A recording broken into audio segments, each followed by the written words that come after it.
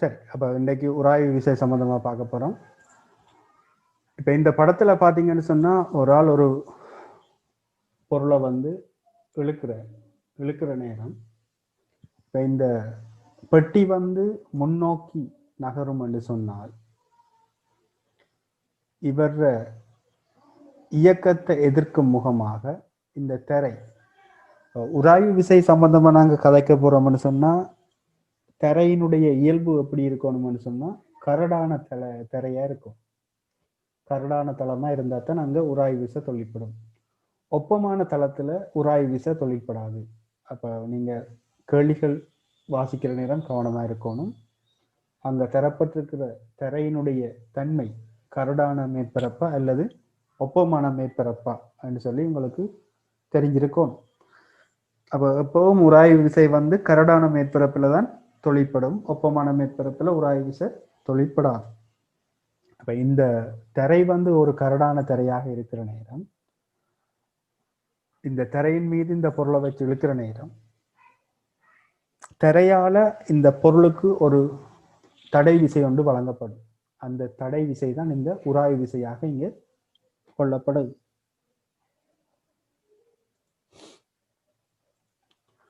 இப்படி இழுக்கிற நேரம் இந்த பொருள் முன்னோக்கி நகரணும். முன்னோக்கி நகரணும்னு சொன்னால் இந்த பக்கம் இயங்கும். இந்த பக்கம் இயங்குற நேரம் இப்போ பாருங்க, இந்த மனிதனால இந்த இலைக்கு இந்த திசையில் ஒரு விசை வழங்கப்படுகிறது. இந்த இலையால மனிதனுடைய கைக்கு இந்த திசையில் ஒரு விசை வழங்கப்படுகிறது.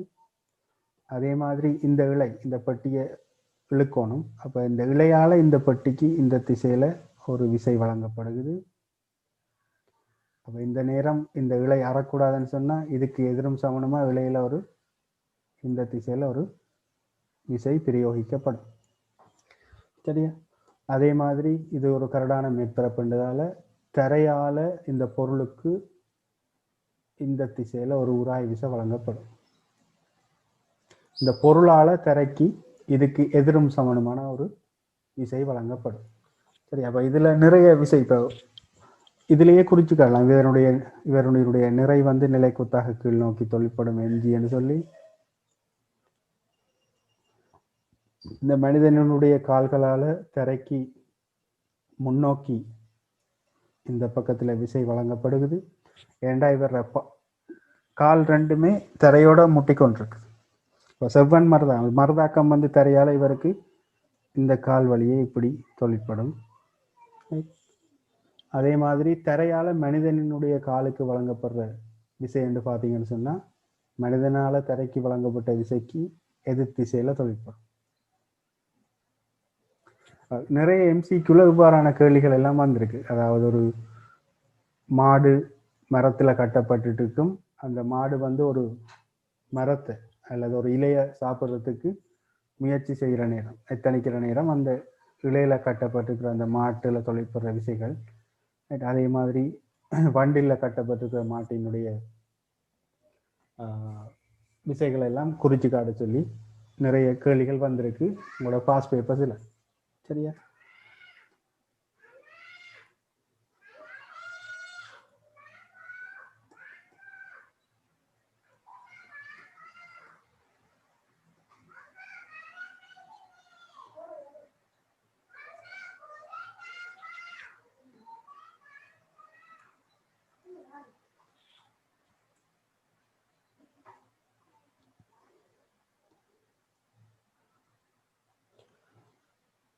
ஓகே, இப்போ இதில் பாருங்க, ஒரு மனிதன் ஒரு ஆள் இப்போ கரடான மேற்பரப்பில் இருக்கிற ஒரு பெட்டியை வந்து நகர்த்துறதுக்கு முயற்சி செய்கிறார். அப்போ இவர் ஆரம்பத்தில் ஒரு விசை ஒன்றை கொடுக்குற நேரம் அந்த பெட்டி நகரையில் கொஞ்சம் கொஞ்சமாக விசையை அதிகரித்து கொண்டு வர.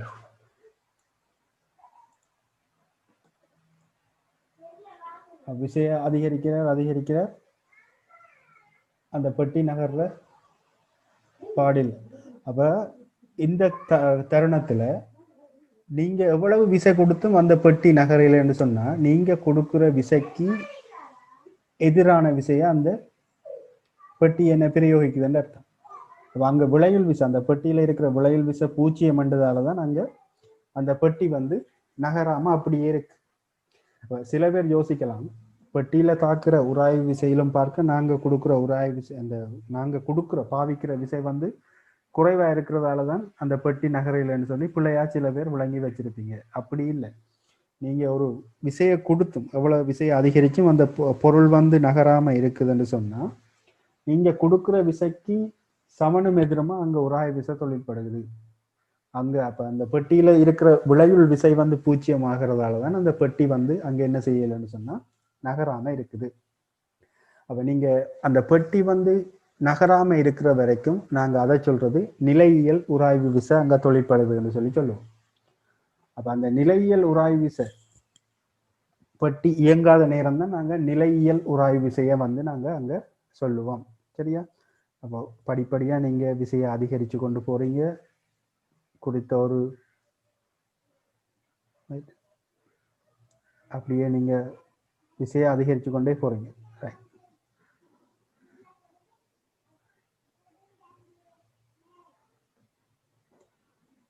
இதுல பாத்தீங்கன்னா குறித்த ஒரு பெருமானத்துக்கு அங்கால தான் அந்த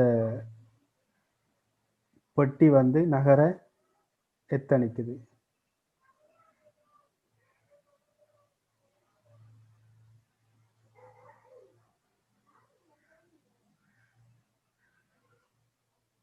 இப்போ 123 நியூட்டன் கொடுத்தும் அவர் நகரையில் 100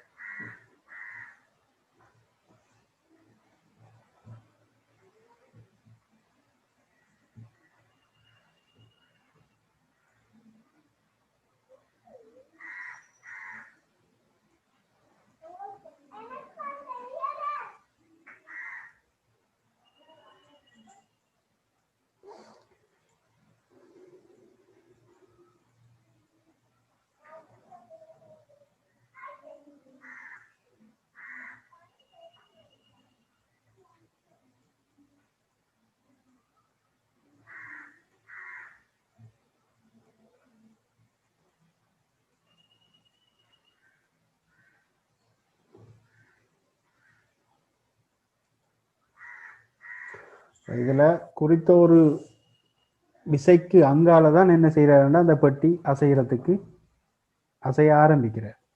அப்படி அசைஞ்ச பிறகு நீங்க பாத்தீங்கன்னு சொன்னா அந்த அசைகிற நேரம் நான் அந்த பெட்டியில தாக்குற உராய்வு விசையை சொல்ல போறேன், இயக்கவியல் உராய்வு விசை என்று சொல்லி சொல்றேன். அப்ப இந்த இயக்கவியல் உராய்வு விசை பாத்தீங்கன்னு சொன்னா நிலையியல் உராய்வு விசையிலும் பார்க்க குறைந்த பெருமானமுடைய விசை தான் அங்க பாவிக்கப்பட வேண்டும். அப்போ ஓய்வில் இருக்கிற ஒரு பெட்டியை வந்து நீங்க தள்ளி இயங்க வைக்கணும்னு சொன்னா ஒரு உயர்ந்த விசை ஒன்று பாவிக்கப்படணும்.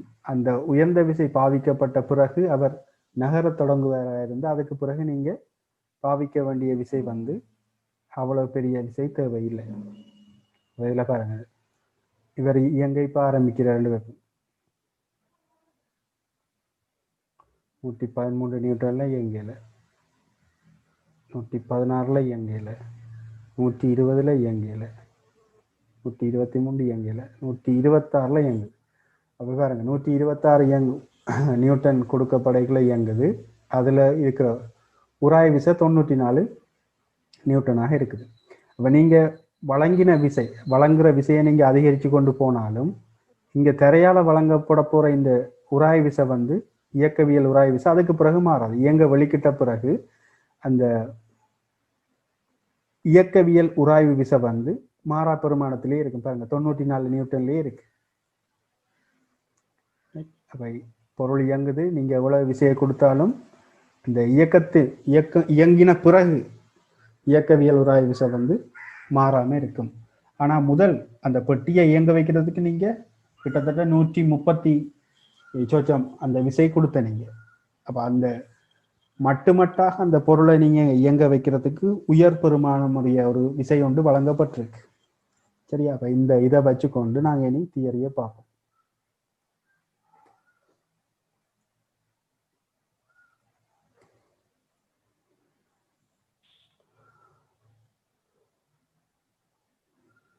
ஓகே. அப்ப இதுல உராய்வு வரும்போது நிலையியல் உராய்வு இருக்கு, அதே மாதிரி இயக்கவியல் உராய்வு இருக்கு. அப்ப உராய்வுன்னு கதைக்கிற நேரம் இங்க மேற்பரப்பை பொறுத்து அந்த உராய்வு குணகங்கள் வந்து பெருமானம் மாறுபடும். அப்ப இயங்காம இருக்கிற நேரம் அந்த கரடான திரைக்கும் அந்த பொருளுக்கும் இடையிலான உராய்வு குணகத்தை நிலையியல் உராய்வு குணகம்னு சொல்லுவோம்.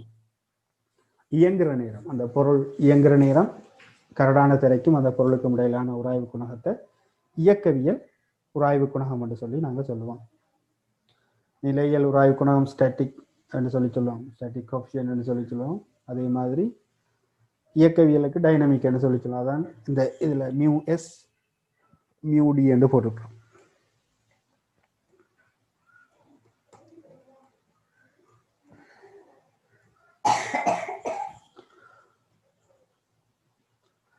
எங்களுக்கு உராய்வு விசைக்கான சமன்பாடு F சமன் உராய்வு விசை சமன் மியூ ஆர் என்ற சமன்பாடால் வழங்கப்படும். இங்கே மியூ என்றது உராய்வு குணகத்தை குறிக்கும், ஆர் என்றது செவ்வன் மறுதாக்கம். அதாவது ஒரு கரடான மேற்பரப்பில் ஒரு பொருள் ஒன்று துணி கொண்ட வச்சிருக்கிறீங்கன்னு சொன்னா இதனுடைய நிறை கீழ்நோக்கி mg இருக்க போகுது. செவ்வன் மறுதாக்கம் ஆர் ஒரு கிடையான மேற்பரப்பில், அதுவும் கரடான மேற்பரப்பு. அப்போ இதில் தொழிற்பட போகிற உராய்வு விசை இந்த பக்கம், இந்த பக்கம் இயங்குறாருண்டா உராய்வு விசை எஃப் உராய்வு.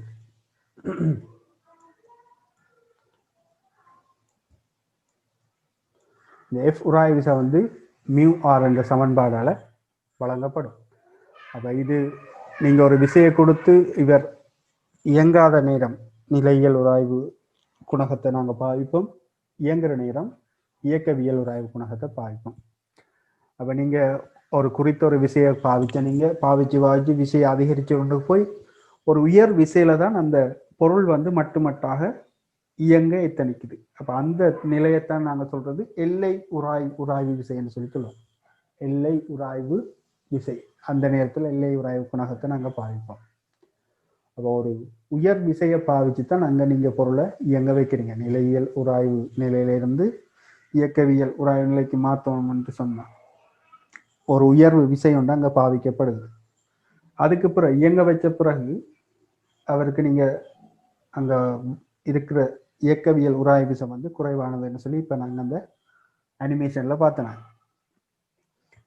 அதே மாதிரி இதில் உராய்வு கோணம் என்று வரும்போது இந்த படத்தில் காட்டப்பட்டதன்படி வேறுங்க உராய்வு கோணம் என்று சொன்னால் உராய்வு விசைக்கும் அந்த செவ்வன் மறுதாக்கத்துக்கும் இடையில ரெண்டினது விளையுள் இருக்கும். இப்போ ரெண்டு செவ்வன் மறுதாக்கம் ஆர், உராய்வு விசை எஃப்னு சொன்னால் கட்டாயம் ரெண்டினுடைய விளையுள் வந்து இந்த ரெண்டு விசைகளின் இதுகளுக்கு இடையில நடுவில் தான் என்ன செய்ய போகுது, ஒன்றுக்கு ஒன்று செங்குத்தான விசைகள்னு சொன்னால் கட்டாயம் விளையுள் வந்து இந்த திசை வழியே இருக்கு. இந்த விளையுள் வந்து செவ்வன் மறுதாக்கத்தோடு ஆக்குற இந்த கோணம் லெம்டா, இதை நாங்கள் உராய்வு கோணம் என்று சொல்லி சொல்லுவோம்.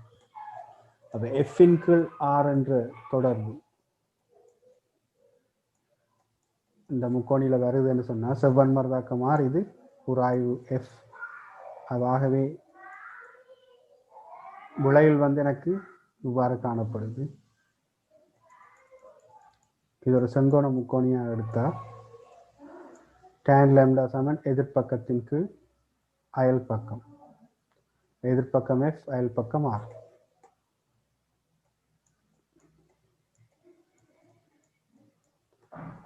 ஸோ இது tan lambda தான் இங்கே எனக்கு உராய்வு குணகமாக காணப்படும்.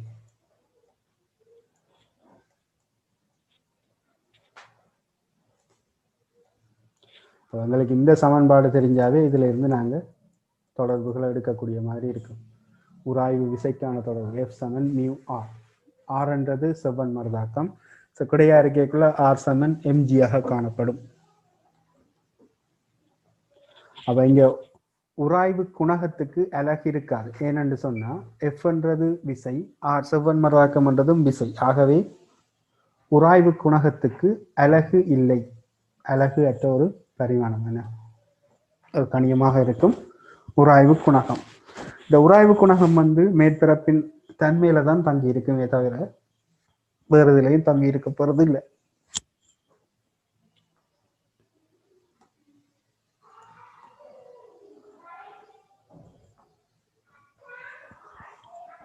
அப்ப இதுல சொல்லப்படுது எப்போதுமே இயக்கவியல் உராய்வு குணகத்தை விட நிலையியல் உராய்வு குணகம் தான் அதிகமாகும் என்று சொல்றோம். ஏன்னு சொன்னா உங்களுக்கு தெரியும், நீங்க ஒரு உயர்வான விசையை கொடுத்து தான் அவரை இயங்க வச்ச. நீங்க இயங்க வச்ச பிறகு அங்க உராய்வு இயக்கவியல் உராய்வு குறைஞ்ச பெருமானம். ஆரம்பத்துல அவரை இயங்க வைக்கிறதுக்கு எல்லை உராய்வு விசை 131 நியூட்டன் சொச்சம் ஏதோ கொடுத்த. நீங்க பிறகு இயங்க வச்ச பிறகு அந்த பெட்டியில தாக்குற இயக்கவியல் உராய்வு விசை 94 நியூட்டன் தான் வந்தது. சரியா? ஸோ நீங்க அனிமேஷனை நீங்களே அந்த தக்ஷலாவில் போய் எடுத்து விளங்குற அளவுக்கு நீங்க செய்ய, அந்த ஒவ்வொரு பட்டியை திணிவை கூட்டி கூட்டி கூட்டி உங்களுக்கு விளங்குற அளவுக்கு நீங்க அதை திரும்ப திரும்ப செய்து பார்க்கலாம். அப்ப இங்க பாருங்க, பூஜ்ஜியத்துல இருந்து விசைய நீங்க பாவிக்கிற விசை பி என்றது நீங்க கொடுக்குற விசை, எஃப் என்றது இது உராய் விசை, பெட்டியில இந்த தடியால வழங்கப்பட்ட விசை. அப்ப எனக்கு இப்ப பெட்டியில தாக்குற விசைகள் தான் தேவை. பெட்டியில பி என்ற விசையை கொடுத்து இவரை நகர்த்த எத்தனைக்கிறீங்க. இப்போ பி அதிகரித்து கொண்டு போய்க்குள்ள பூஜ்ஜியத்துல இருந்து அதிகரித்து கொண்டு வருது.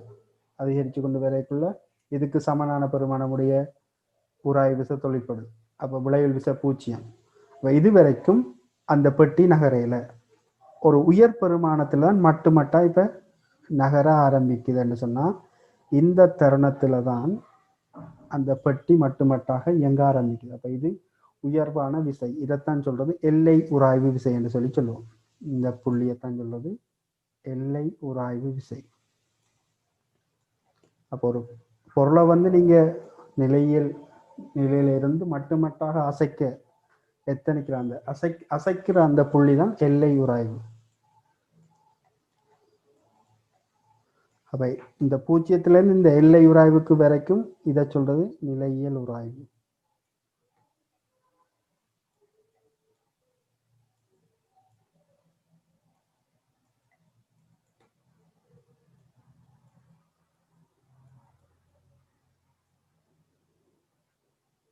நிலையியல் உராய்வு. அதே மாதிரி இது இங்கால மாறா பெருமானமுடைய இயக்கவியல் உராய்வு. இந்த கோட்டை சொல்றது இயக்கவியல் உராய்வு.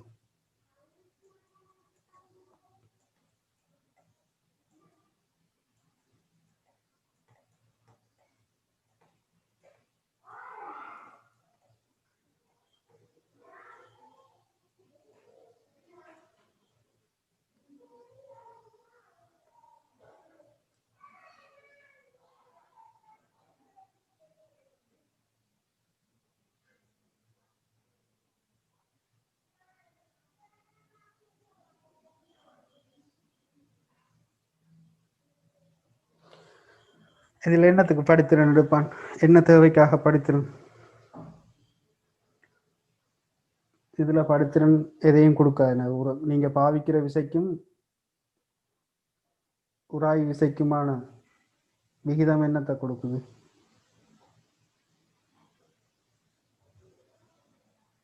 இதுல படித்திறனை கண்டு ஒன்றும் செய்ய போறது இல்லை. சரியா? இதுல தேவையில்லை, படித்திறன் காண வேண்டிய தேவை வராது. ஸோ இந்த கிராஃப் உங்களுக்கு முக்கியம். இந்த கிராஃப் உங்கள்கிட்ட சில வேளை ஸ்ட்ரக்சர்ல கீறி போட்டு குறிச்சு காட்ட சொல்லி கேட்கலாம், அல்லது எஸ்ஐ கேள்வியிலையும் தந்து போட்டு கேள்வியா கேட்கலாம்.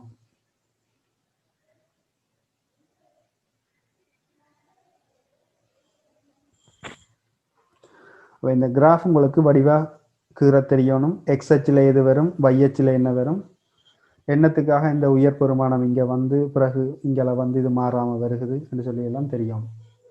நிலையியல் உராய்வு குணகம், நிலையியல் பொருள் இயங்காமல் இருக்கிற நேரம் வந்து நீங்கள் வழங்குற விசை உராய்வு விசைக்கு சமனாக இருக்கும். அதால தான் அந்த குறித்த ஒரு பெருமானம் வரைக்கும் அந்த பொருள் வந்து இயங்காமல் இருக்கும்.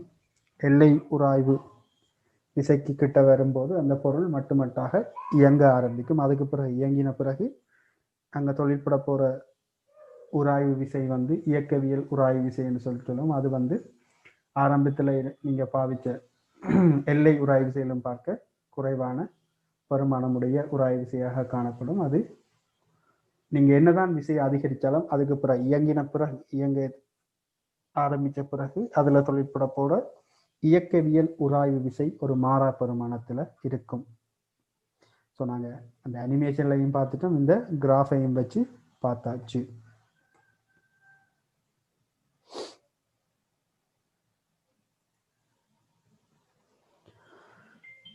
இதே மாதிரி ஒரு சாய்வான பாதையில் சாய்வான தளத்தில் ஒரு பொருள் எல்லை உராய்வு நிலையில் இருக்குதுன்னு சொன்னால் அதில் தொழிற்பட போகிற விசைகள் எவ்வாறு இருக்கும்னு சொல்லி பார்ப்போம். இவர் இன்னும் இயங்கியலை நிலையியல் உராய்வில் நிற்கிற 2 பேர் பண்ணி ஒரு கரடான மேற்பரப்பில் ஒரு திணிவு கொண்டு வச்சிருக்கிறீங்க. அந்த திணிவு இயங்காமல் அப்படியே இருக்குதுன்னு வச்சா அந்த நேரத்தில் அந்த உராய்வு விசைக்கும் உராய்வு விசைக்கான தொடர்பு எப்படி எடுக்கலாம் அப்படின்னு சொல்லி பார்ப்போம்.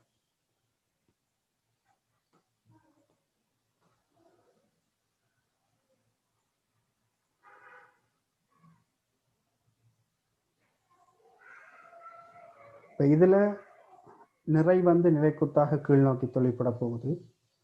இப்போ இவர் இயங்காமல் இருக்கிறாருன்னு சொன்னால் கட்டாயம் இந்த நிறையினுடைய பிரிப்பு வந்து காணப்படும். நிறை வந்து இந்த தளத்துக்கு சமாந்தரமாகவும் பிரிக்கலாம், அதே நேரம் இந்த தளத்துக்கு செங்குத்தாகவும் பிரிக்கலாம். அப்போ இங்கே இந்த சாய்தளத்துக்கு சமாந்தரமாக நான் இந்த நிறைய பிரிப்பனா இருந்தால் mg sin lambda என்ற பெருமானம். அதே மாதிரி நிலைக்குத்தாக பிரிப்பனா இருந்தால் இந்த நிலைக்குத்து கோட்டோட பிரிப்பனா இருந்தால் mg cos lambda. அப்போ இங்கே இந்த திணிவு வந்து நிலைக்குத்தாகவும் இயங்கல, கிடையாகவும் இயங்க, அதாவது இந்த சாய்தளத்தின் வழியையும் இயங்காமல் அப்படியே நிற்குதுன்னு வச்சால் இப்போ சாய்தளத்துக்கு செங்குத்தாக விசை பிரிப்பு செய்தனா இருந்தால் எனக்கு இங்கே தொடர்பு வரப்போகுது r minus mg cos lambda சமன் 0. ஏனெண்டா இவர் இயங்கியல் சமநிலையில் இருக்கிறாருன்னு வைப்போம். ஆகவே இங்கே செவ்வன் மறுதாக்கம் r வந்து mg cos lambdaவுக்கு ஈக்குவலாக இருக்கும்.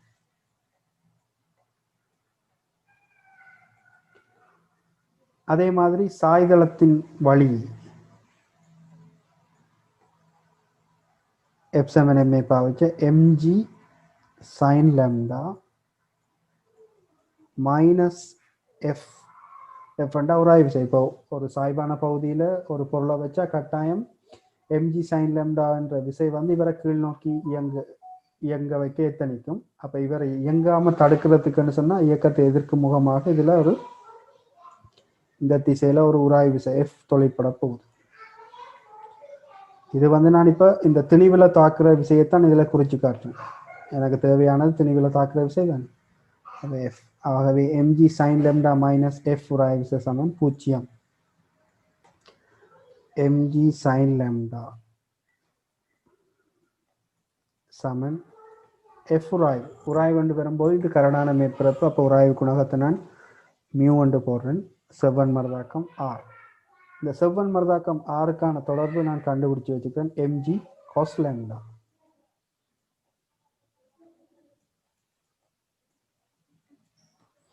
ஆகவே mg sin lambda சமன் mu mg cos lambda. So இதில் இருந்து tan lambda மியூ ஆக இருக்கும்.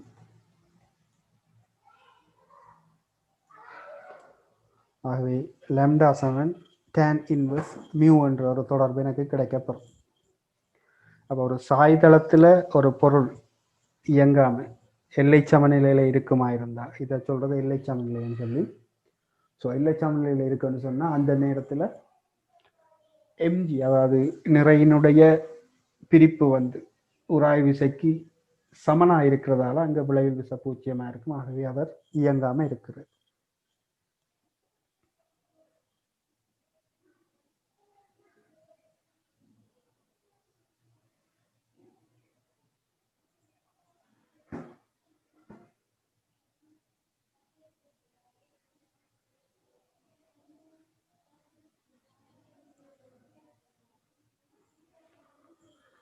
இதே மாதிரி நாங்கள் என்ன செய்யலாம்னா ஒரு கிடைத்திரையில் ஒரு கரடான மேற்பரப்பில் ஒரு திணி கொண்ட வச்சு போட்டு அந்த திணிவுக்கு கிடையச்சோட ஒரு குறித்த ஒரு கோணத்தில் ஒரு விசையை கொடுக்குற நேரம் அதில் தொழிற்படுற விசைகள் உராய் விசை சம்பந்தமான தொடர்புகளையும் நாங்கள் எடுக்கக்கூடிய மாதிரி இருக்கும். ஸோ இதில் பார்ப்போம். இதில் காட்டப்பட்டதின்படி பார்த்தா எம் திணிவுடைய ஒரு பெட்டிக்கு கிடையோட டீட்டா கோணத்தில் ஒரு பி என்ற விசையை பாவிக்கிறீங்க. அப்போ இங்கே இந்த பி என்ற விசையை நான் கிடையா பிரித்தா பி காஸ் டீட்டாண்டு வரும், நிலைக்குத்தாக பிரித்தா பி சைன் டீட்டாண்டு வரும்.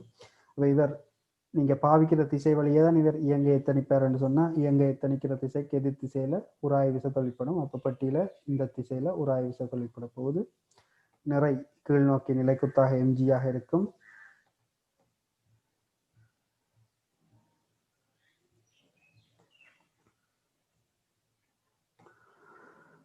ரைட். ஸோ இங்கே நாங்கள் நிலைக்குத்து சமநிலை என்று எடுத்த மாதிரி சொன்னால் இங்கே செவ்வன் மரதாக்கமும் பி சைன் டீட்டா இந்த விசையினுடைய நிலைக்குத்து கூறும் ஒரே திசையில் இருக்கிறதால ரெண்டும் கூட்டுப்படும். R plus P sine theta சமன் எம்ஜி, அதாவது நிலைக்குத்து சமநிலைக்கு. அதே மாதிரி எல்லை சமநிலை என்று எடுத்துட்டா எங்களுக்கு இங்கே உராய் விசை எஃப் இருக்க போகுது. அதே மாதிரி பி காஸ் டீட்டா கிடையா இருக்கும். எல்லை சமநிலையில் பி காஸ் டீட்டா வந்து உராய் விசைக்கு சமனாக இருக்கும். உராய் விசை வந்து எஃப் சமன் நியூ ஆர் என்ற சமன்பாடில் இங்கே செவ்வன் மரதாக்கத்துக்கு ஆருக்கு நான் இதில் கண்ட இந்த தொடர்பை வந்து நான் பிரதியிட போகிறேன். ஆகவே இங்கே பாவிக்கிற விசைக்குரிய தொடர்பு வந்து மியூ எம்ஜிக்கு cos theta plus mu sine theta என்ற தொடர்பில் வரும்.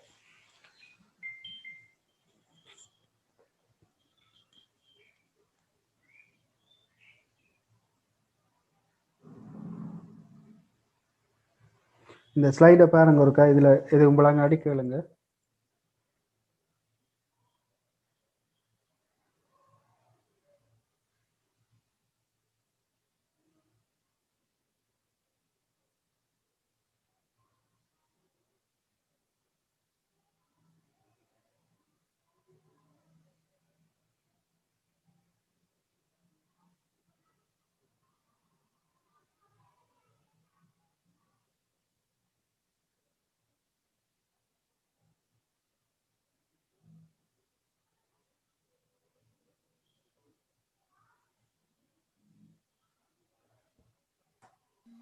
சார் சொல்லுங்க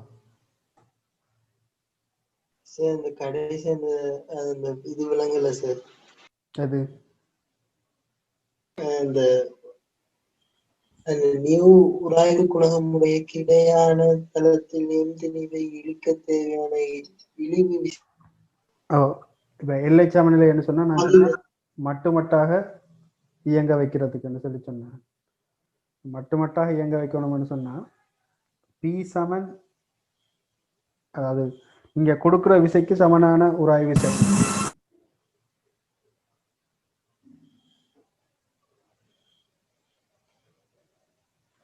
மட்டுமட்டா சொல்லுங்க சார் சொல்லுங்க. மட்டுமட்டா இயங்க வைக்கணும்னா எல்லை உராய் விசைக்கு சமனான விசையை கொடுத்தா அந்த பொருளை வந்து உங்களால மட்டுமட்டா இயங்க வைக்க இயலும். அப்ப அந்த எல்லை சமநிலையில நீங்க பாவிக்கிற விசை பி கிடையா பாவிக்கிற அந்த ஓகே இதுல பி என்ற விசை தான் பாவிக்கப்படுது. அப்போ அந்த விசைக்கான பெருமானத்தை நான் காண்றதுக்கு நான் என்ன செய்யறேன்னு சொன்னா இது ஒரு குறித்த ஒரு கோணத்துல தொழிற்படுறதால நிலைக்குத்தாகவும் கிடையாகவும் பிரிக்கிறது. ஸோ நிலைக்குத்தா இங்க இவர் இயங்கையில எனக்கு கிடையாத்தான் இவரை மட்டுமட்டா இயங்க வைக்கணும்.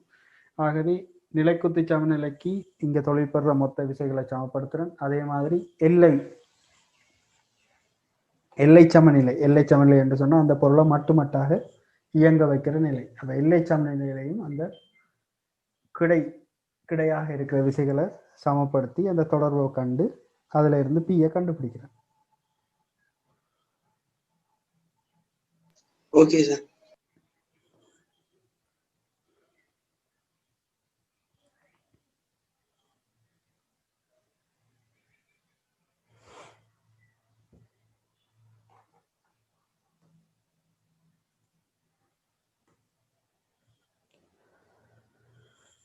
ஓகே, அதே மாதிரி இந்த படத்தை பாருங்க. இந்த படத்துல கரடான ஒரு சாய்தள மேற்பரப்புல ஒரு பொருள் ஒன்று வைக்கப்பட்டிருக்கு.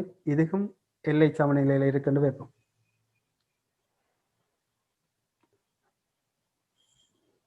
இந்த தளத்துல இருக்கிற பொருளின் மீது இந்த தளத்தால ஒரு செவ்வன் மரதாக்கம் R வழங்கப்படும். இதனுடைய நிலைக்குத்தாக எப்பவும் கீழ் நோக்கி தொழில்படும் mg என்று சொல்லி.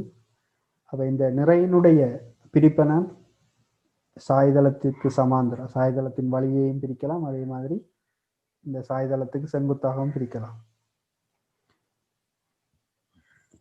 பிரிச்சா இது வந்து mg sin θ வரும் பிரிப்பு. இது வந்து mg cos θ வரும். ஸோ இங்க நிலைக்குத்தாக இந்த பொருள் இயங்கியல. ஆகவே r - mg cos θ வந்து 0 இருக்கும்.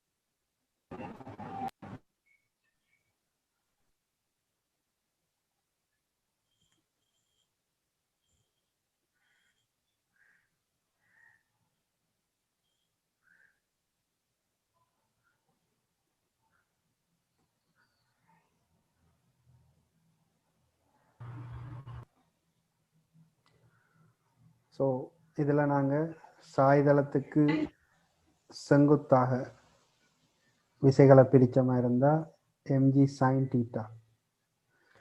ஓகே, இது கீழ் நோக்கி எடுத்திருக்கு பிரிப்பு.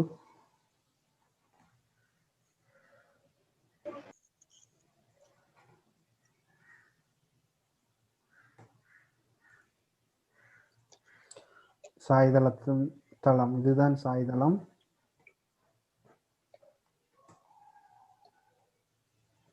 செங்குத்தாக கீழ் நோக்கி f7 பாவிக்கிற நேரம் mg sin θ மைனஸ்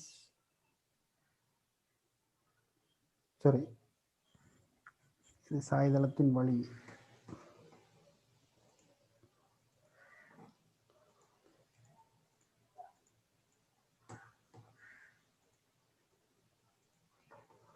இந்த முதலாவது சமன்பாடு சாய்தளத்தின் வழி கீழ் நோக்கி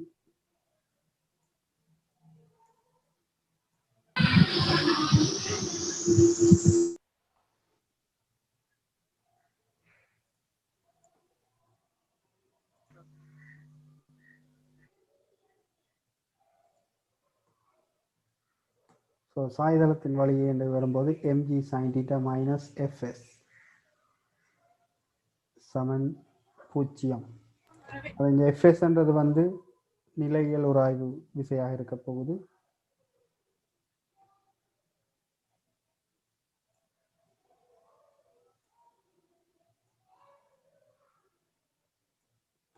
f7 μr என்ற தொடர்பில்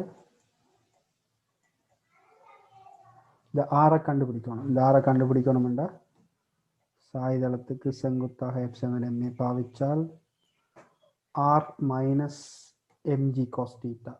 இந்த ஆர் மேல் நோக்கி இருக்கு, எம்ஜி அதுக்கு எதிரான பக்கத்தில் இருக்கு. ஆகவே R minus MG cos theta சமன் 0.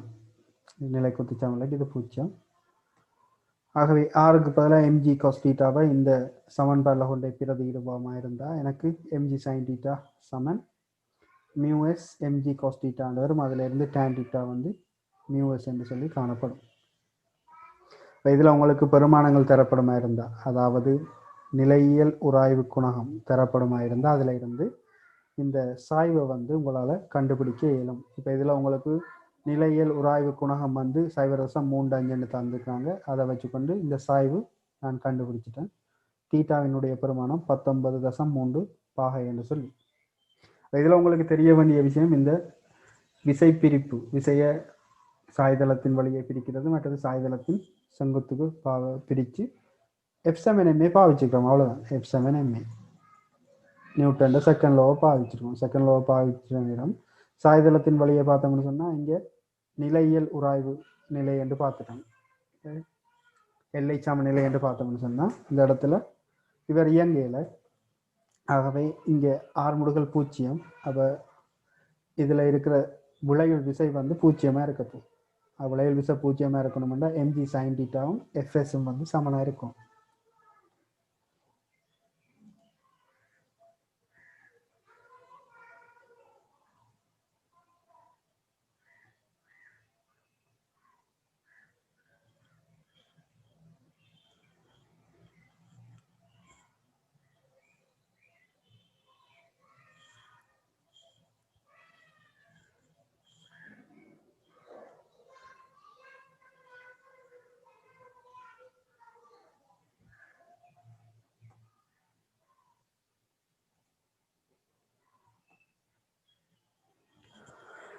ஓகே, அடுத்த உதாரணத்தை பாருங்க.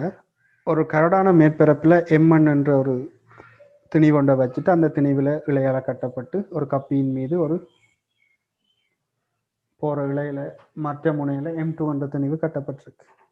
எம்என்னுடைய பெருமானம் 4 கிலோகிராம், M2 வந்து 7 கிலோகிராம்னு தராங்க.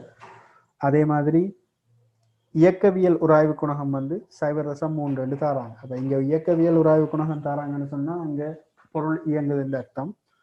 ஸோ அப்போ இதில் M2 என்ற கீழ் நோக்கி இயங்க போது இவர் இந்த பக்கம் இயங்குறாருன்னா கட்டாயம் இங்கே இதில் இருக்க போகிற உராய் விசை வந்து இவர் இயக்கத்தை எதிர்க்கும் முகமாக இந்த பெட்டி மீது தொழிற்படும். அப்போ உராய் விசை பெட்டியில் இந்த பக்கம் தொழிற்பட போகுது. இப்போ இதை தான் இதில் தாக்குற விசைகளை தான் இதில் குறித்து காட்டியிருக்கிறாங்க. இந்த இழை இந்த பெட்டியை தன்னோட சேர்த்து இழுக்குதுன்னா இழையால் கொடுக்கப்பட்ட விசை இந்த பக்கம் இருக்கும். அதே மாதிரி இந்த திணிவு இழைய கீழ் நோக்கி இழுக்குதுண்டா இழை என்ன செய்யும்டா இந்த திணிவை இந்த பக்கம் இழுக்கிற மாதிரி ஒரு விஷயம் கொடுக்கும். இதில் நிறை எம்ஜி கீழ் நோக்கி இருக்க போகுது. செவ்வன் மருதாக்கமா இதனுடைய நிறை கீழ் நோக்கி. அப்போ இதில் எல்லாமே காட்டியிருக்கிறாங்க பாருங்க. இது ஏ என்ற ஆர்முடுகளோட போகுதுன்னு சொன்னால் இவரும் ஏ என்ற ஆர்முடுகளோட போவார்.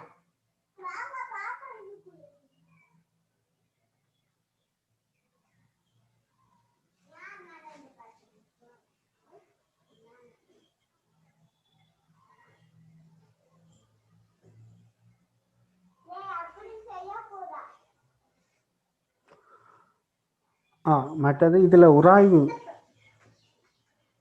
உராய்வு விசை, இந்த விசை தொழிற்படுறதால இங்கே ஒரு தடை விசை ஒன்று இருக்க போகுதுன்னு. ஸோ அப்போ இங்கே நடக்க போகுது, இதை A1 என்ற ஆர்முடுகள் என்று போடுவோம், இதை A2 என்ற ஆர்முடுகள் என்று போடுவோம்.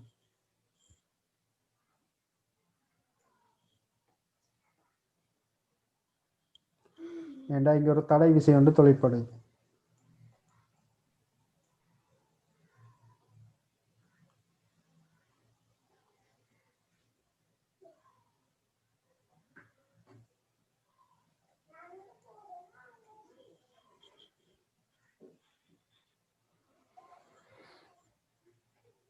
M2 என்ற திணிவுக்கு நாங்கள் கீழ் நோக்கி F7MA பாவிப்போமா இருந்தால் M2G மைனஸ் T இதில் இருக்க போகிற உள்ள விசை T.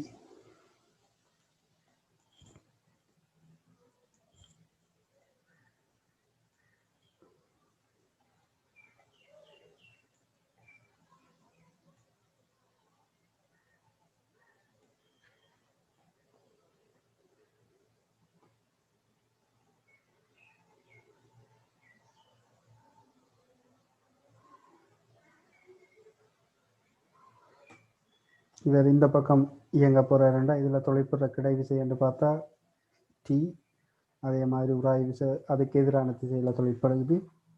ஆகவே டி மைனஸ் எஃப் சமன் m1 இன்டு a1. இப்போ இங்கே எனக்கு எஃப் உராய்வு நிலையியல் இயக்கவியல் உராய்வுன்னு தந்துக்கிறாங்க. அப்போ இது மூவ் பண்ணது இயங்கி கொண்டிருக்குன்னு சொல்லி சொன்னால் f7 μr என்ற தொடர்பில் ஆருக்கு பதிலாக நாங்கள் பிரதிட்டா m1g போடணும். ஏண்டா இங்கே நிலைக்குத்தா இயங்கியல. ஆகவே செவ்வன் மரதாக்கம் இதனுடைய m1 நிறைக்கு சமனாக இருக்கும். ஆகவே t minus f7 m1 into a1. அதில் எஃப்க்கு பதிலாக μr போடுவீங்க, ஆருக்கு பதிலாக m1g போடுவீங்க. அப்போ இது முதலாவது தொடர்பு எனக்கு கிடைக்கப்படும். டி மைனஸ் மியூகே என்றது அங்கே அவங்க தந்துக்கிற இந்த இயக்கவியல் உராய்வு குணகம். அப்போ இது முதலாவது தொடர்பாக இருக்கும். ரெண்டாவது, இப்போ இந்த திணிவுக்கு நாங்கள் கீழ்நோக்கி பாவிச்சோம்னு சொன்னால் m2g மைனஸ் டி சமன் m2a2 வந்து வரும்.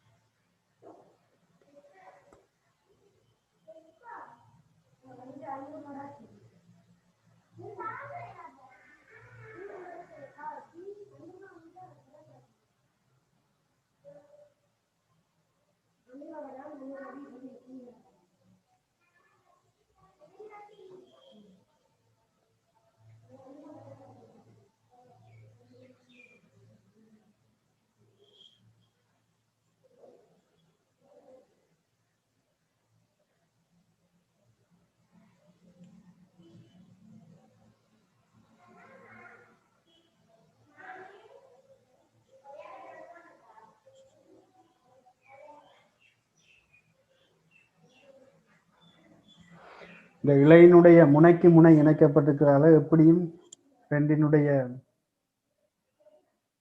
இயங்குற ஆர்முடுகள் சமனாத்தான் இருக்கும்.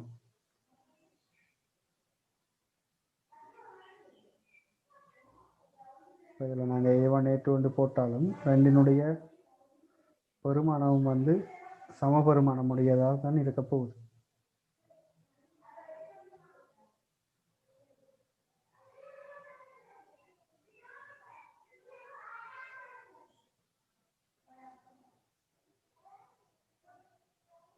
இப்போ நாங்கள் இதை பொதுவாக A என்றே போட்டு செய்வோம். இந்த ஆர்முடுகளை இது A என்று போனால் இதுவும் A என்று போகிற மாதிரி எடுப்போம். எடுத்து செய்தோம்.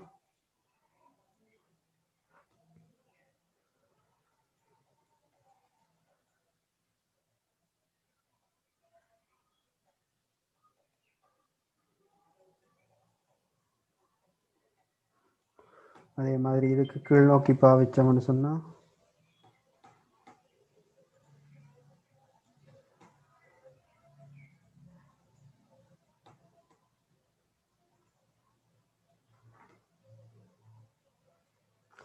இப்போ இந்த டீக்கு பதிலாக இதை பிரதிடலாம், அல்லது ரெண்டையும் நாங்கள் கூட்டலாம். கூட்டும்போது எனக்கு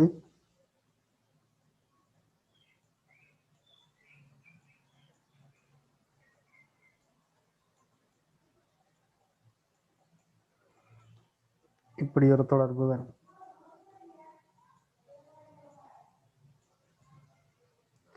எனக்கு ஆர்முடுகளை காணணும்னு சொன்னால் ஆர்முடுகள் இந்த இந்த மியூ m1g வந்து இங்கே கழிப்படும்.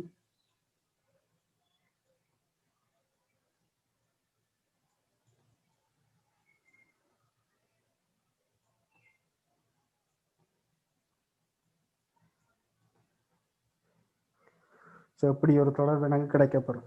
μ2 அதாவது m2g minus mu m1g over m1 + m2. இதில் தேவையில்லாமல் அந்த M1 அந்த A1 A2 சொல்லி தனித்தனியாக பிரித்து பிரித்து காட்டிக்கிறாங்க. அதுக்குரிய ரீசன் என்னென்னா இதில் ஒரு தடை விசை ஒன்று இருக்குது. இவர் ஆர்முடுகளோடு இயங்கினாலும் இங்கே இவர் இயக்கத்தை எதிர்க்கும் முகமாக ஒரு விசை ஒன்று பாவிக்கப்படுறதால இவர் ஒரு அமர்முடுகல் இயக்கமாக இருக்கலாம். ஏனென்றா இவரை இயக்கத்தை எதிர்க்கும் முகமாக ஒரு விசை ஒன்று தொழிற்பட்டு கொண்டே இருக்கு. ஸோ அதை வித்தியாசப்படுத்தி காட்டுறதுக்காக இங்கே A1 A2 இதில் உங்களுக்கு போட்டு காட்டியிருக்கிறாங்க.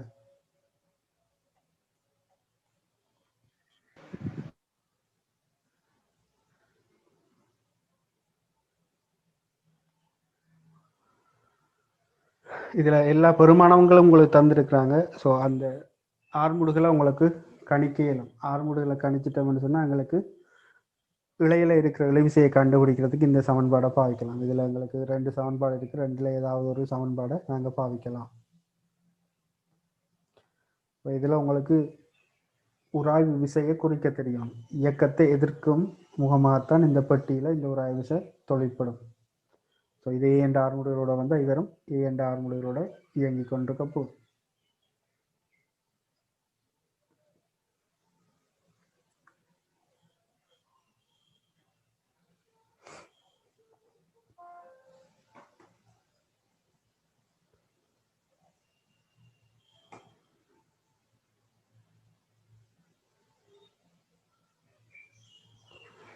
இந்த உதாரண கேள்வியை பார்த்தீங்கன்னு சொன்னால் ஒரு திணிவின் மேலே ஒரு சிறிய திணிவு வைக்கப்பட்டு அடியில் இருக்கிற திணிவு ஒரு இழையால் இழுக்கப்படுது. கேள்வி என்னன்னு சொன்னால் ஒப்பமான மேற்பரப்பில் தான் அந்த பெரிய கேபிட்டல் M திணிவு வைக்கப்பட்டிருக்கு. ஆனால் அந்த கேபிட்டல் எம்மினுடைய மேற்பரப்பு வந்து அதாவது இதில் இருக்கிற இந்த 2 மேற்பரப்புகளும் வந்து கரடான மேற்பரப்புகள். அதாவது ஸ்மால் எம்முக்கும் கேபிட்டல் எம்முக்கும் இடையில தான் உராய்வு விசை இருக்க போது. இதுக்கு இடையில உராய்வு விசை இருக்காது. இங்கே இந்த இடத்துல நீங்கள் ஒரு விசை ஒன்றை பாவிக்க போறீங்க. மேலே இருக்கிற பட்டி விழாமல் நீங்கள் கொடுக்கக்கூடிய உயர் பெருமை. What is the maximum force can be exerted by the string on the 10 kilogram block ன்னு சொல்லி சொல்கிறாங்க. அதாவது கேபிட்டல் M தான் 10 கிலோகிராம், ஸ்மால் M வந்து 5 கிலோகிராம். மேலே இருக்கிற M என்ற திணிவு விழாமல் வழுக்காமல் நீங்கள் கொடுக்கக்கூடிய உயர் பெருமானம், விசையினுடைய உயர் பெருமானம் என்னன்னு கேட்குறாங்க. கேபிட்டல் M திணிவில் கட்டப்பட்டிருக்கிற அந்த இழையில நீங்கள் கொடுக்கக்கூடிய உயர் விசை பெருமானம் என்ன?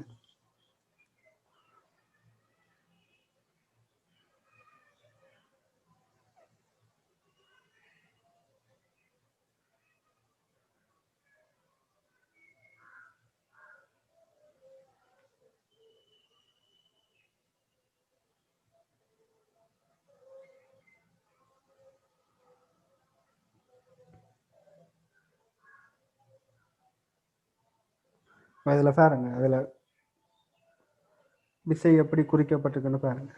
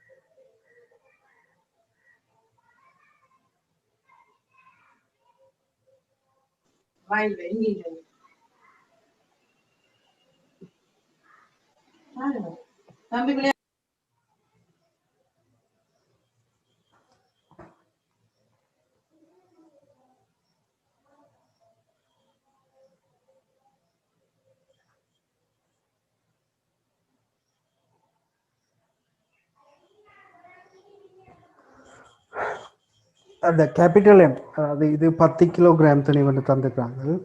ஸோ இந்த 10 கிலோகிராம் திணிவின் மேலே 5 கிலோகிராம் திணிவு வைக்கப்பட்டிருக்கு.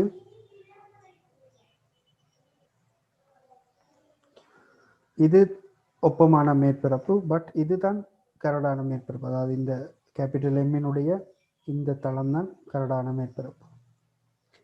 இங்கே உராய் விசை இப்போ இருக்காது. இப்போ இந்த பெட்டி மேலே இருக்கிற 5 கிலோகிராம் பெட்டி விழாம நான் இவருக்கு இந்த கேபிட்டல் எம் பெட்டிக்கு நான் வழங்கக்கூடிய உயர்வு இழு விசை என்னன்னு தான் கேள்வி. அப்போ நாங்கள் எல்லை சமநிலை என்று எடுத்தமா இருந்தால் இதில் தொழிற்பட போகிற விசையை நாங்கள் மொத்த தொகுதி கண்டு எடுத்து பார்க்கலாம், அல்லது வேற வழியாலையும் இந்த கணக்கை செய்து பார்க்கலாம். இதில் இந்த படத்தில் காட்டப்பட்டது கேபிட்டல் எம்மில் தொழிற்படுற விசைகளையும் இந்த ஸ்மால் எம்மில் தொழிற்படுற விசைகளையும் தனித்தனியாக குறித்து காட்டியிருக்கிறாங்க.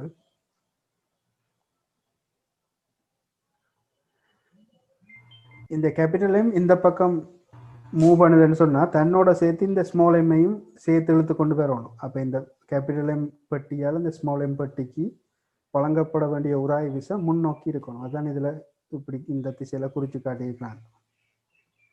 இப்போ கீழே இருக்கிற பெட்டியோடு தான் கயிறு இணைக்கப்பட்டது, இழை இணைக்கப்பட்டது. இந்த இழையை பிடித்து இழுக்கிற நேரம் கேபிட்டல் எம்மோட சேர்ந்து இந்த ஸ்மால் எம்மும் சேர்ந்து இயங்கணும்னா இந்த எம் என்றவருக்கு இந்த எம் கேபிட்டல் எம் திணிவு வந்து முன்னோக்கி ஒரு விசையை கொடுத்தா தான் அவரை தன்னோட சேர்த்து அவரை இழுத்து கொண்டு போகலாம். அதே மாதிரி தரையால் இவருக்கு ஒரு செவ்வன் மறுதாக்கம் இருக்கும். அதே மாதிரி ஸ்மால் எம்மினுடைய நிறை இதில் தொழிற்படப்போது. ஆகவே கேபிட்டல் எம்மால் ஒரு செவ்வன் மறுதாக்கம் இவருக்கு வழங்கப்படும்.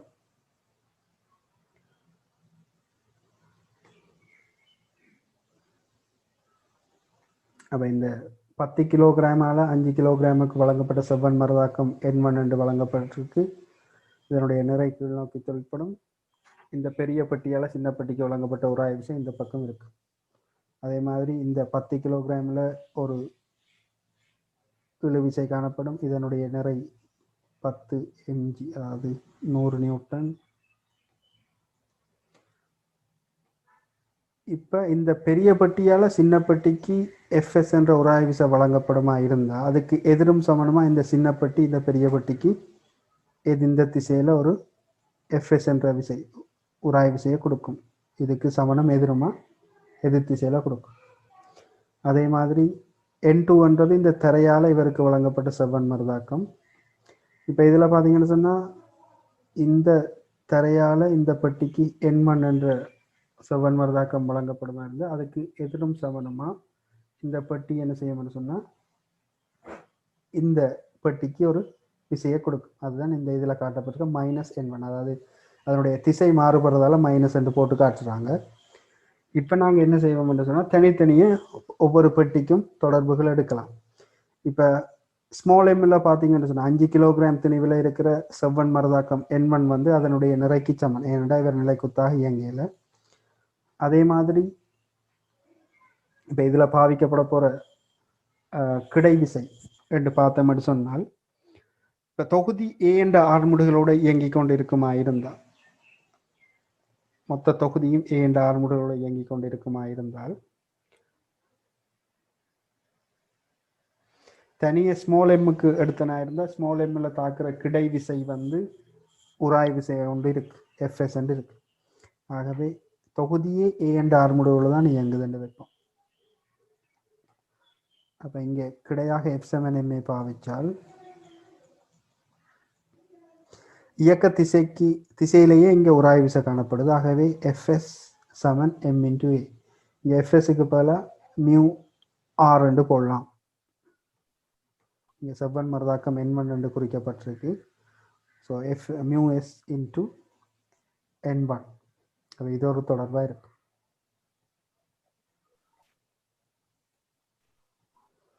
அதே மாதிரி நிலைக்குத்தா எடுத்தால் N1 = mg. ஸோ இதை வச்சுக்கொண்டு N1க்கு பதிலாக நாங்கள் இந்த சமன்பாடில் mgயை போட்டால் இருந்தால் ரெண்டு பக்கமும் mm இருக்குது, mm பிரிவட்டில்லாம் போயிடும். ஆர்முடுகள் வந்து μS இன்டு ஜி என்று இருக்கு.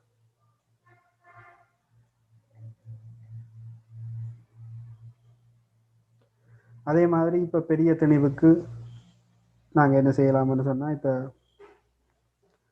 கிடையாக F7MA பாவிச்சால் இதில் பெரிய பட்டியில் தாக்குற கிடை விசை என்று பார்த்தா டி, அதே மாதிரி மைனஸ் எஃப்எஸ். கிடையா F7MA பாவிச்சா இங்கே T minus mu s into MG, அதாவது இங்கே எஃப்எஸ் என்றது மியூஆர், உராய் விசையத்தானே குடிக்குது எஃப்எஸ் என்றது.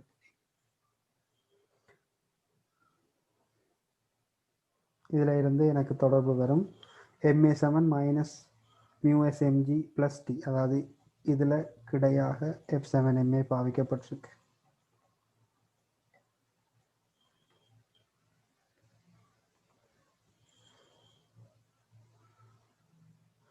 இப்போ ஏக்கான தொடர்பு மியூஎஸ் இன்டு ஜி என்று தெரியும். அப்போ நான் என்ன இதில் ஏக்கு பதிலாக மியூஎஸ் இன்டு ஜியை போடுறேன். அதில் இருந்து இழுவிசைக்கான தொடர்பு இவ்வாறு கிடைக்கப்பெறும். ஸோ இது நீங்கள் இப்போ பார்த்து கொண்டு இருந்தீங்கன்னு சொன்னால் உங்களுக்கு கொஞ்சம் விளங்காத மாதிரி தான் இருக்கும். உங்களுக்கு நோட்ஸ் அனுப்பி விட்றேன் கொப்பியில் இந்த படத்தை கீறி. சரியா? இப்போ இதில் மைனஸ் N1 N2 எல்லாம் இருக்குது. நீங்கள் இப்படியெல்லாம் போட தேவையில்லை. 7 மரதாக்கம் R1 R2 என்று போட்டு திரும்பி ஒரு எழுதி இந்த கேள்வியை திருப்ப செய்து பாருங்க. இதில் விசைகளை குறிக்கிறதும் சமன்பாடை பாவிக்கிறதும் தான் வேலையாக இருக்கு. ஸோ இதில் சார் சொல்லுங்க சார். அந்த கேள்வி இங்கிலீஷ்ல இருக்கே சார். அது சிம்பிள் இங்கிலீஷ் தான், பெருசாக ஒன்றுமே இல்லை. கேட்டது பாரு, what maximum force can be exerted by the string on the 10 kilogram block without causing the 5 kilogram block to slip ன்னு சொன்னால், இந்த எம் வந்து பழுக்காம நீங்கள் பாவிக்கக்கூடிய உயர் விசை தான் கேள்வி. இதில் இந்த இலையில நீங்கள் உயர் விசை ஒன்று, அந்த குறித்த ஒரு விசை ஒன்று கொடுத்து இந்த தொகுதியை இழுக்க போகிறீங்க. அப்படி இழுக்கிற நேரம் இந்த எம்மை வந்து வளைக்கி விழாமல் இதோட சேர்த்து கேபிட்டல் எம்மோட சேர்த்து இழுக்கணும்னு சொன்னால் நான் வழங்க வேண்டிய உயர் விசை என்னதான் கேள்வி.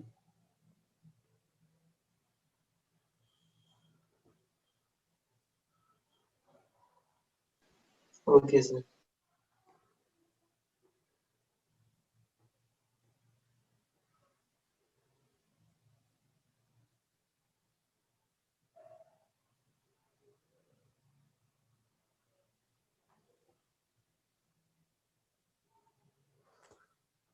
இப்போ இதில் இங்கிலீஷில் இருந்தாலும் நான் சொல்கிற நேரம் நீங்கள் ரஃபாக கேள்வியை நோட் பண்ணி வச்சுக்கொள்ளுங்க பக்கத்தில்.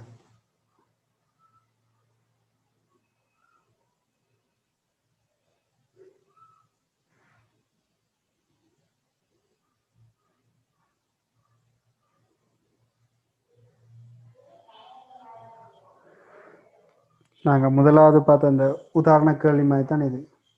இந்த குற்றியில் வந்து கிடையோட ஒரு குறித்த ஒரு கோணத்தில் ஒரு விசை ஒன்று பாவிக்கப்படுது. அப்படி பாவிக்கப்படுற நேரம் அதில் தொலைப்படுற உராய் விசைகள் சம்பந்தமான கேள்வி தான் இது.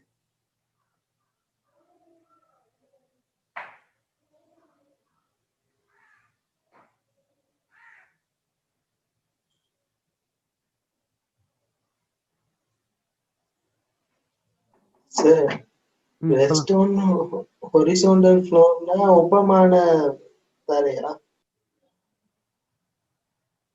இல்லை, ஹொரிசாண்டல்னு சொன்னால் கிடைத்தளத்தின் மேல். சார், அப்ப இந்த ரெஸ்டோன் ஹொரிசாண்டல் ஃப்ளோர்னா ஒப்பமான? இல்லை இல்லை, கிடையான மேற்பரப்பின் மீது ஓய்வில் இருக்கிற ஒரு பட்டி மீது.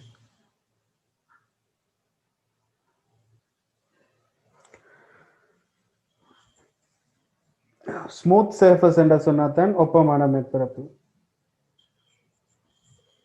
ரஃப் சர்ஃபேஸ் என்று சொன்னா கரடான மேற்பரப்பு.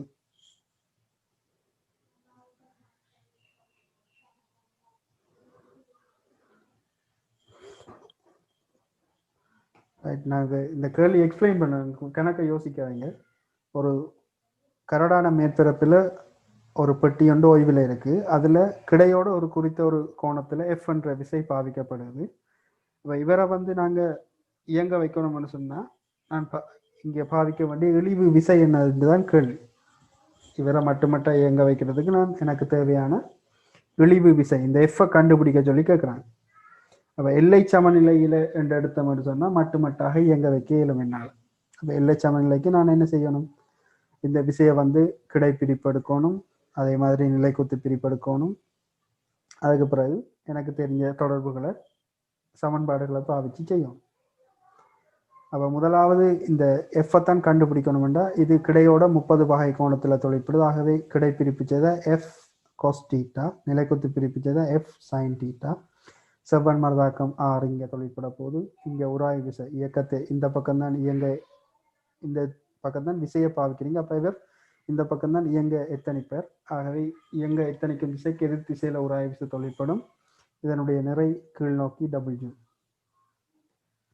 இனி என்ன, நிலைக்குத்து சமநிலைக்கு எஃப் செவன் எம்ஏ பாவிங்க. பாவிச்சோம்னு சொன்னால் நிலைக்குத்தாக எஃப் சைன் தீட்டா தொலைப்படுது. அதே மாதிரி செவ்வன் மரதாக்கம் ஆர் மைனஸ் டபிள்யூ செவன் 0. ஏனெண்டா இவர் நிலைக்குத்தாக இயங்கல. கிடையாக எடுத்தோம்னு சொன்னால் F cos theta minus F சமன் 0. அதாவது எல்லை சமநிலையில், எல்லை சமநிலை என்று எடுத்தோம்னு சொன்னால் எல்லை சமநிலையில் இவர் இயங்காமல் இருக்கிறார்.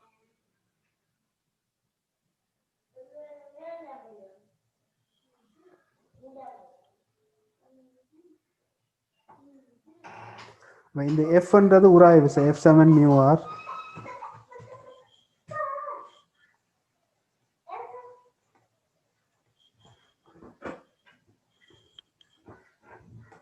ஸோ இப்போ இதில் உங்களுக்கு ஸ்டாட்டிக் ஃப்ரிக்ஷன் தந்திருக்கு. அதாவது நிலையியல் உராய்வு குணகம் தந்திருக்கு 0.4. இப்போ நிலையியல் உராய்வு குணகம்ன்றா இவர் இன்னும் இயங்கலை, இயங்காமல் இருக்கிறார், நிலையாக இருக்கிறார். இவர் எல்லை சமநிலை என்று எடுத்த மாதிரி இருந்தால் அந்த மட்டுமட்டாக இயங்குற தருணம் கொண்டு வச்சா நீங்கள் வழங்குற விசையும் அந்த எல்லை உராய் விசையும் வந்து சமனாக இருக்கும். அப்போ அதை நாங்கள் சமப்படுத்தி 0 என்று சொல்லலாம். இப்போ இதில் எஃப்க்கு பதிலாக இந்த ஸ்மால் எஃப்க்கு பதிலாக மியூ ஆரை போடலாம்.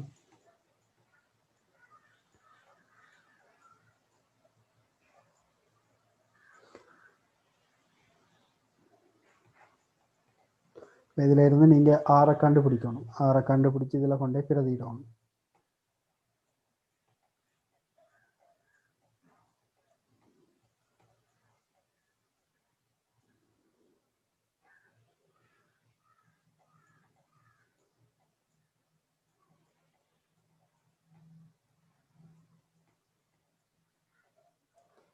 இப்போ உங்களுக்கு டீட்டா தெரியும் 30, மியூ தெரியும் 0.4, 100 நியூட்டன் டபிள்யூ. எஃப்ஐ தான் கண்டுபிடிக்கணும். அப்போ நாங்கள் என்ன செய்யணும், எஃப் ஒன்றா சேர்ப்போம். எஃப் ஒன்றா சேர்த்தா எஃப் cos 30 √3/2 இந்த minus into minus plus FI வழியில் எடுத்தாச்சு.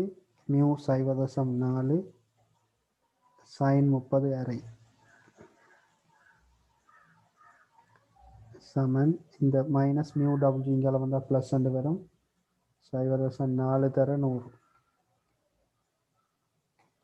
ஸோ இதில் இருந்து நீங்கள் எஃப்ஐ கண்டுபிடிக்கலாம். 40 கீழ் √3/2 சக 0.2.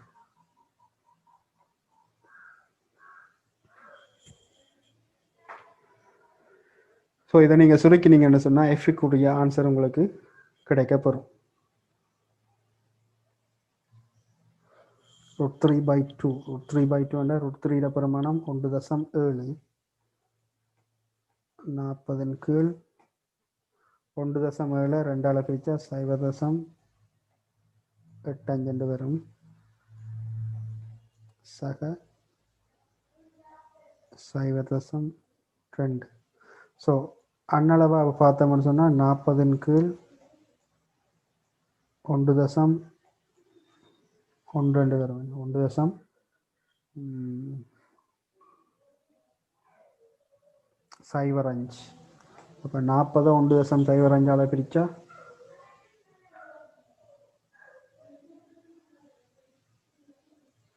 கிட்டத்தட்ட 38 வருது.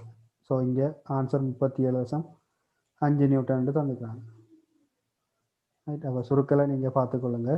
இதில் முக்கியமானது இந்த விசைகளை குறிக்கிறதான் முக்கியமான விஷயம். இதில் உதாரண கேள்விகள் நிறைய இருக்கு.